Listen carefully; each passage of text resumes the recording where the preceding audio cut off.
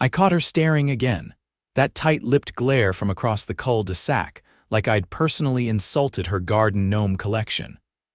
Marlene Jasper, our HOA president, stood by her mailbox gripping her clipboard like it owed her rent. I shut my truck door and gave her a polite nod.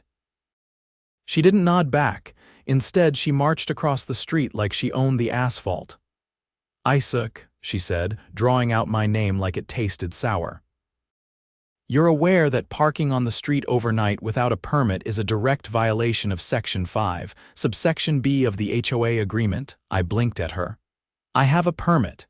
"You didn't display it," she snapped, tapping her clipboard. "I already filed the citation."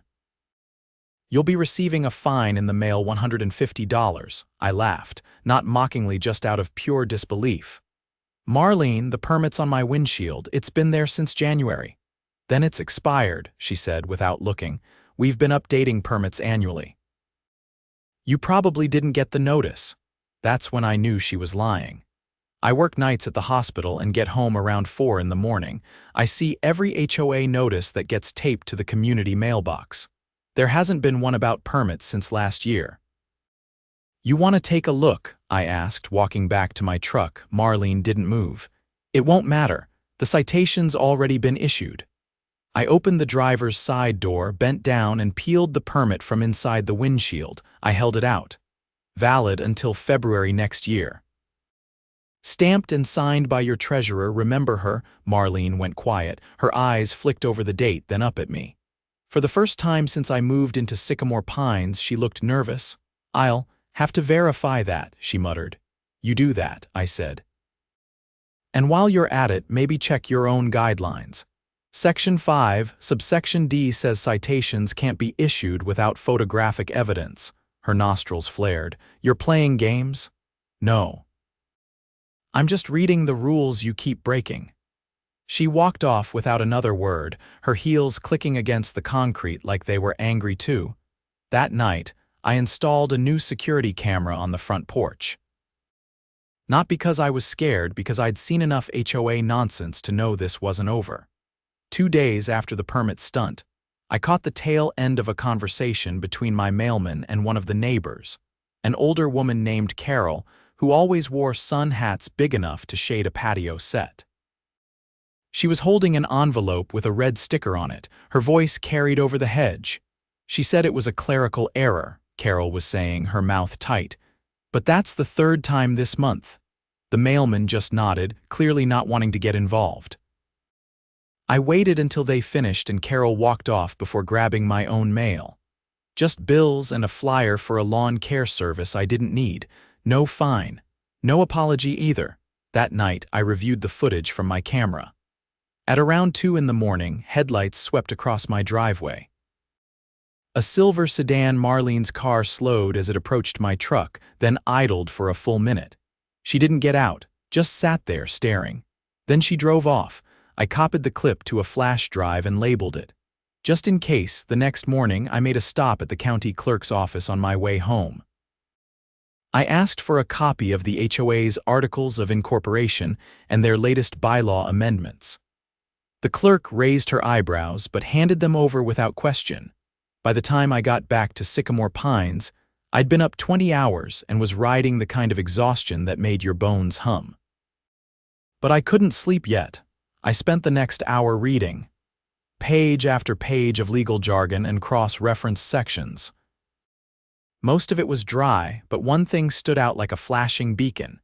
Any changes to permit policies had to be voted on by at least 2/3 of the HOA board and then approved by a quorum of homeowners. There were no such votes listed in the amendments, which meant Marlene hadn't just lied to me. She'd fabricated an entire policy. At around noon, I knocked on my neighbor Leo's door. He was a retired firefighter with a bad knee and a fondness for black coffee and poker metaphors. "You look like someone just canceled your shift and told you to stay up anyway," he said, squinting at me. "I need to ask about the last HOA meeting," I said. "Was there anything about new parking permit rules?" "Nope," Leo said without hesitation. "She tried to bring it up in passing, but we never voted on it." I remember because I told her she was out of line trying to change things without notice. Was that in the minutes? She didn't file minutes for that one, claimed the secretary was out sick. You're kidding. I wish I was. I thanked him and headed home, the wheels already turning. That evening, I printed out 3 sets of documents, 1 copy of the original bylaws, 1 of the supposed amendments, and 1 of the voting requirements. I added a 4th, the footage of her car loitering outside my house, and tucked them into a folder. I didn't go to the next HOA meeting. I hosted one of my own. I started with the people I trusted: Carol, Leo, and a few others who'd quietly voiced frustration but never had a reason to act. We met in my garage, folding chairs in a circle and a pot of strong coffee on a table. "Let me get this straight," said Carol, holding up a highlighted page. "She fined you for a permit violation that doesn't exist, correct? And there was no vote, no homeowner input, nothing. Unless she held it in her living room and invited only her cat, no." Leo let out a whistle. "That's fraud." "Not just fraud," I said. "If she's collecting fines under a policy that was never ratified and using them for anything other than the community's expenses, that's embezzlement." "Well," said Carol, leaning back. "Looks like Marlene's finally stepped in it." By the end of the night, we had a plan. Carol would talk to the county auditor's office. Leo offered to draft a formal complaint to the state's HOA oversight board. I would file a report with the sheriff's department, not because I expected them to launch a SWAT raid, but because I wanted a paper trail. The next morning, I walked into the sheriff's office with my folder. The deputy at the front desk gave me a skeptical look until I handed over the documents. "You're saying the HOA president's been issuing unauthorized fines," he said, flipping through the pages. "Not just issuing, enforcing them, threatening liens on properties if people don't pay." He paused. "That's a civil matter. Not if she's collecting under false pretenses and using the money, that's theft." He turned to the footage. "And this, her car, staking out my truck after she already tried to fine me." He watched the video, then looked back at me. "You got a case." "I'll file the report, but you'll want to talk to the county's Consumer Fraud Division too." I did. That same afternoon, I hand-delivered the complaint. The clerk there barely blinked when I described the situation. "You're the 3rd neighborhood this month," she said. "They've been cracking down statewide." It took about a week for things to reach a boil. Marlene showed up at my door, this time without the clipboard. Her posture was stiff, her eyes glittering with something between rage and panic. "You've been spreading misinformation," she said, her voice low. "Inciting division in the community." "I've been sharing facts," I replied. "Big difference. You're undermining the HOA." "No," I said. "You did that the moment you started fabricating rules." She stepped closer. "You have no idea who you're messing with." "I think I do," I said. "Someone who's about to have a very long conversation with the county fraud investigator." Her mouth opened, then closed. For a second, I thought she might lunge at me. Instead, she turned and walked off, her pace brisk and uneven. That night, I got 3 different emails from neighbors I hadn't talked to before. All of them had received fines for various violations that didn't line up with any documented policy. One even included a photo of a notice Marlene had hand-delivered unsigned, no official letterhead, just threatening language and a payment demand. I forwarded everything to the county. By the end of the month, a formal audit was underway. Marlene couldn't stall it, couldn't spin it. The auditors requested all financial records from the HOA, including banking statements, meeting minutes, and fine distributions. She missed the deadline. The sheriff's office paid her a visit. Quiet but noticeable. 2 deputies, plainclothes, knocking on her door while half the neighborhood watched from behind curtains. She didn't answer. They left a notice taped to her door, a summons. By the next HOA meeting, she'd stepped down for personal reasons. The treasurer, who had apparently been kept in the dark about most of the fake citations, took over interim duties and immediately called for a vote to freeze all fine collections until the audit was completed. The community showed up in record numbers. For once, nobody was afraid to speak. People brought copies of their own notices, photos, receipts. Someone even brought a spreadsheet of all the fines they'd tracked across the last year. I didn't say much, just sat near the back and listened. It wasn't about me anymore. It was about everyone she tried to bully into silence, and we weren't silent anymore. The audit results came back faster than anyone expected. The county didn't waste time once Marlene's paper trail or lack thereof started to unravel. In just under 3 weeks, investigators connected the dots between her unauthorized citations and a private account registered under her maiden name. The total skimmed off the books, just shy of $22,000. The HOA treasurer, now acting president, received the official report first and immediately distributed copies to every homeowner. I found mine taped neatly to the inside of my storm door that morning, sealed in a clear sleeve with a printed letterhead from the County Fraud Division. The breakdown was detailed. Dates, amounts, even digital scans of checks made out to community operations that had been deposited into an account at a local credit union never listed in HOA records.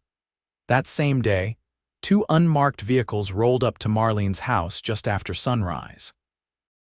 My porch camera caught the whole thing, officers in plain clothes, warrant in hand, knocking with the kind of authority that didn't wait for an invitation. She answered wearing a robe and a look that flickered between defiance and dread. The moment they stepped inside, the neighborhood woke up. Garages cracked open.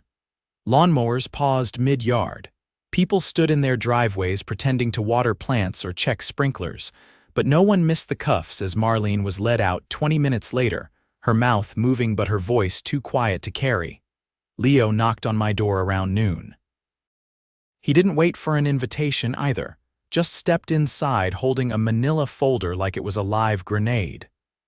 "You're not gonna believe what else came out," he said, setting the folder on my kitchen counter and flipping it open. Turns out she was contracting her nephew's landscaping company to do the mandatory property upkeep jobs, charging folks for things like shrub trimming and gutter cleaning that were never done, double billing the HOA and individual homeowners. I scanned the invoice copies he'd printed. The amounts were small individually, 60 here, 80 there, but added up across 62 homes, multiple times a year. It was another 15,000 misappropriated. All to a business registered under a different name, but the same address used on Marlene's voter registration. "Did the board know?" I asked. "Nope. Treasurer says she kept records secure and handled vendor payments herself, wouldn't let anyone else access the account without written approval." I leaned back against the counter. "That's not just fraud, that's racketeering." Leo gave a low whistle. "Exactly what the county DA's office is saying." By the following afternoon, Marlene was officially charged with multiple counts of wire fraud, misappropriation of HOA funds, and falsifying public documents. The arrest made the local news. A quiet neighborhood scandal turned full-blown criminal case. Her mugshot aired during the evening broadcast, a tight shot of a once meticulous woman now looking like someone who'd finally run out of lies. The HOA board, now operating under interim leadership, held an emergency assembly that weekend in the community clubhouse. Every chair was full. Some folks brought their own folding seats. The treasurer, Helen, stood at the front with a stack of printed policies and a tone that left no room for ambiguity. "We are working with a third-party CPA to ensure a complete cleanup of our books," she said. "All fines collected under illegitimate policies will be refunded. All vendor contracts will be publicly reviewed and voted on by the community moving forward." Someone from the back, an older man I'd never seen speak at a meeting before, stood and asked, "What if we want to dissolve the HOA entirely?" You could have heard a pin drop. Helen didn't flinch. "That's a legal process, and I'm not here to influence it either way. But I will say this: any decision moving forward will be voted on by you. No more backroom policy changes. No more unilateral decisions." Carol leaned over to me. "Never thought I'd see the day." I nodded. "Feels like we finally pried the steering wheel out of her hands." After the meeting, I lingered with a few neighbors near the exit. People were swapping stories, small things Marlene had done over the years that everyone had brushed off. A mysteriously declined garden remodel. A denied request to build a wheelchair ramp for someone's elderly mother. All of it had seemed petty at the time. Now it felt like pieces of a larger pattern. A man named Darren, who lived 2 streets over, pulled me aside. "You were the first one to push back," he said, voice low. "Nobody else wanted to cause trouble. We thought it'd just blow over." "It never does," I said. "Not with people like her." He looked embarrassed. "She fined me $300 last year for unauthorized lawn sculptures. I had a bench under a tree." "That was it. Get your refund paperwork submitted. They're processing everything through the CPA." He nodded and walked off, but I could tell he wasn't just thinking about the refund. None of us were. We were thinking about how close we came to letting her get away with it. 2 weeks later, the community held a formal vote to restructure the HOA. Not dissolve it, but reduce its powers, revise the bylaws, and implement mandatory transparency measures. I helped draft the language alongside Leo, Helen, and 2 others. We included provisions for term limits, open financial records, and quarterly community town halls. The vote passed with overwhelming support. Only 2 abstentions. No one voted against it. The following month, I got a letter in the mail, not a notice, not a fine. A thank you card, handwritten, from Helen and the new board. Inside was a smaller envelope, unmarked. I opened it and found a prepaid debit card with a balance of $150. A refund for the fine that had started it all. I stared at it for a long time before setting it down on the table. Later that evening, I put the flash drive with the porch camera footage into a box and labeled it closed. I didn't throw it away, just tucked it into the back of a cabinet, next to some old tax records and a spare set of keys. Because even if the storm had passed, I knew better than to leave the windows unlocked. This wasn't just about a permit anymore. It was about what happens when people stop asking questions and start accepting control in the name of order. Marlene thought she could rule the neighborhood with fear, with silence, with red tape and forged rules. She forgot one thing. There's always someone who reads the fine print. The morning after the community vote, I woke up to the sound of a steady knock against my front door. Not rushed, not panicked, deliberate. I pulled on a hoodie and opened it to find a man holding a leather portfolio and a badge clipped to his belt. "Isaac Delano," he asked. I nodded. "Detective Ray Colton, Property Crimes Division. Mind if I come in for a minute?" The name rang a bell. He'd been the lead investigator during the county's probe into the HOA's financials. I stepped aside and gestured toward the kitchen. He scanned the room with practiced eyes but didn't comment. Once we sat, he opened his portfolio and pulled out a thin stack of documents. "We've gathered enough to move ahead with formal charges," he said. "But there's something else. We need your help." I raised an eyebrow. "I thought it was all wrapped up."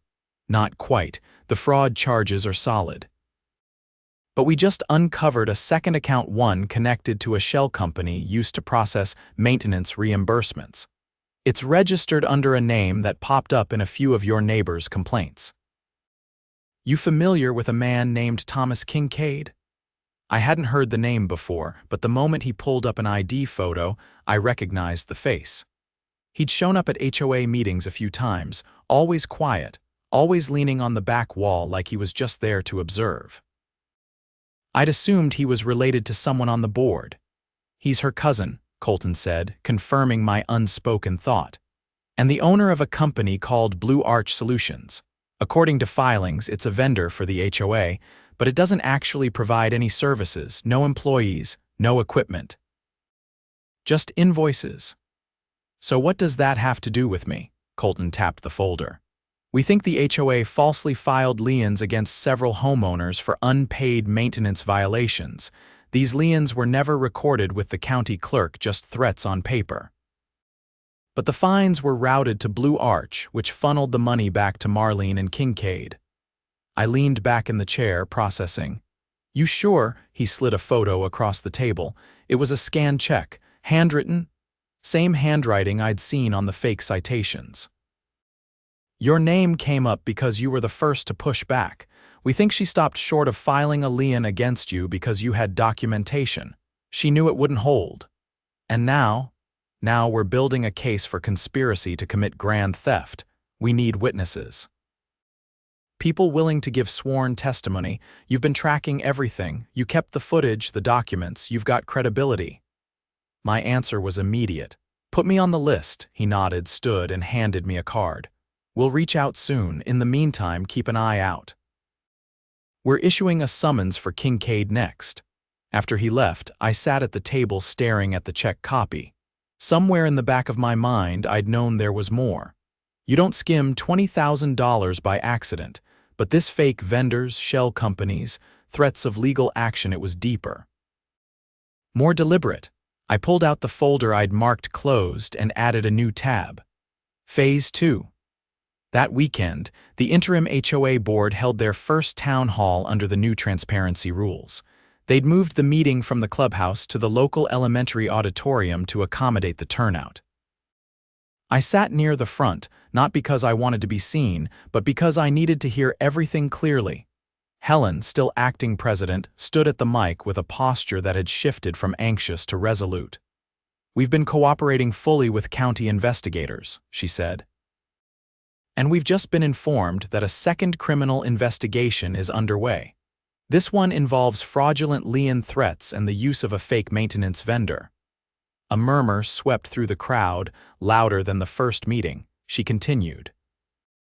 "If you received letters demanding payment for maintenance violations that were never performed, please bring copies to us. We'll ensure they're submitted to the investigators. You will not be penalized or asked to repay anything. These were not legitimate charges." A man in the second row stood. He was in his 60s, maybe older, with a cane hooked over his chair. "I paid over $400 last year for tree removal. They never touched the tree, said it was a hazard. It's still there." Helen nodded. "That's exactly the kind of thing we're looking into." After the meeting, I waited until the crowd thinned before approaching her. "You have people helping you sort through all that?" I asked. She looked up from her stack of papers. 3 volunteers so far." "We could use more. I'll bring my laptop tomorrow. I built a database during the first round. It should speed things up." She smiled, not relieved, not grateful, just steady. It was the kind of quiet confidence that comes from knowing the fight isn't over, but the ground's no longer shifting beneath your feet. Over the next 2 weeks, we cataloged every fake notice neighbors brought in. Over 70 in total. Most were nearly identical. Vague threats of property liens, demand letters for maintenance fees, and a P.O. box listed as the payment address. The name Blue Arch Solutions appeared on at least 2 dozen. The DA's office didn't waste time. They issued a bench warrant for Kincaid after he failed to appear for a voluntary interview. He was picked up in another county 2 days later. When they searched his apartment, they found a ledger handwritten again with dates, amounts, and homeowner names. Mine was on the list. The charges were upgraded to felony conspiracy and mail fraud. Marlene, already out on bail, was rearrested and denied a second release. The judge cited risk of evidence tampering. Her lawyer tried to argue she was just overzealous in her duties. The court didn't buy it. I was called to testify during the preliminary hearing. The courtroom was cold, the kind of sterile that made your voice sound too loud. I sat across from the judge, facing the defense table. Marlene didn't look at me. She kept her arms folded, eyes fixed on the table like she could make it disappear. The prosecutor walked me through the timeline when I'd received the citation, how I'd responded, what I'd uncovered. I answered every question carefully, sticking to facts. No opinions, no exaggerations. Just documents, dates, and footage.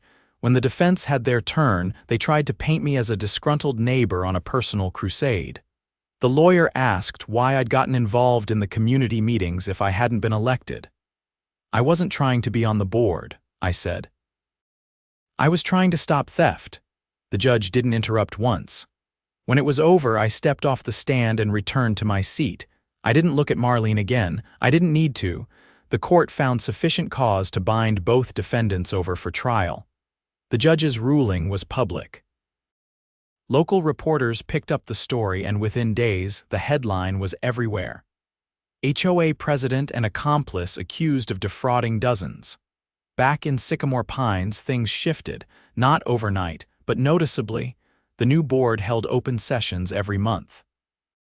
Financial records were posted on a secure website, and all vendor contracts required community approval.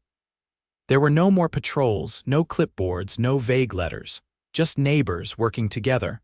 One afternoon, while walking home from the mailbox, I ran into Darren again. He was helping his daughter with a sidewalk chalk mural. She was drawing a dragon in sunglasses. He stood up and dusted off his jeans. "You hear they're installing a bench near the lake trail, first one we've had approved in over 5 years. Sounds like progress," he nodded. "Feels like we're a neighborhood again." That evening, I updated the database one last time. Every fake citation, every payment, every fabricated lien marked and closed. The folder on my desk was thicker now, filled with outcomes instead of accusations.